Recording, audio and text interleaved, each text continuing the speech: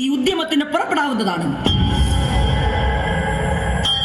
എന്തേ, ബീജാപൂർ ദർബാറിലെ ആണുങ്ങളൊക്കെ മരിച്ചുപോയോ? ബീഗം, ക്ഷമിക്കണം.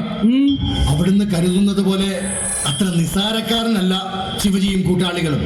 അംഗബലത്തിലും ആയുധ ശേഖര ശക്തിയിലും ബീജാപൂരിന്റെ മുന്നിൽ അവർ തുച്ഛരാണെങ്കിലും അടവിലും തന്ത്രത്തിലും മികവ് പുലർത്തുന്ന സംഘസേനയാണ് ശിവജിക്കൊപ്പമുള്ളത്. ഗോത്രവർഗങ്ങളുടെ, പ്രത്യേകിച്ച് വനവാസികളായ മാവേലന്മാരുടെ സഹായമുള്ളത് കൊണ്ടാണ് കാടും മലയും മറയാക്കി മറാത്ത സേന നടത്തുന്ന ഒളി യുദ്ധത്തിന് മുന്നിൽ പലപ്പോഴും നമുക്ക് പിടിച്ചു നിൽക്കാനാകാത്തത്. ലജ്ജാവഹം, പിടിച്ചു നിൽക്കാനാവുന്നില്ല പോലും. ഹുക്കയും വലിച്ച് വീഞ്ഞും കുടിച്ച് അന്തപുരദാസികളോടൊപ്പം മതിച്ച് രമിച്ച് കഴിയും പോലെയാണ് യുദ്ധമെന്ന് കരുതിയോ? കടന്നു പോകുക കൺവട്ടത്തിൽ നിന്നും. ബീജാപൂരിന്റെ വിജയവൃത്താന്തവുമായി അല്ലാതെ ഒരാളും ഈ ബീജാപൂർ കൊട്ടാരത്തിന്റെ പടി ചവിട്ടരുത്. ബേഗം ബാദിയ സാഹേബ് സുൽത്താന, നാം ഈ താമ്പൂലമെടുക്കാൻ തയ്യാറാണ്. അവിടുത്തെ ബന്ധു എന്ന ബലത്തിൽ നാം ചിലത് തുറന്നാവശ്യപ്പെടുന്നു.